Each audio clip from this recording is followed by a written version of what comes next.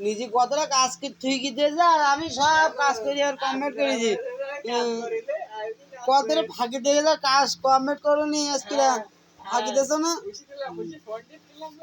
আগের দিন গেলে আগে দিলে হাইড্রোলিক কলেজ করে দিছি কলেজ করে বাতাতি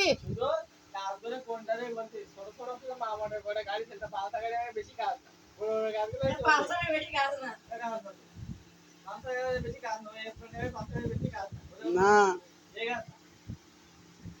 এটা মার্কেট করলাম ও বেশি কাজ না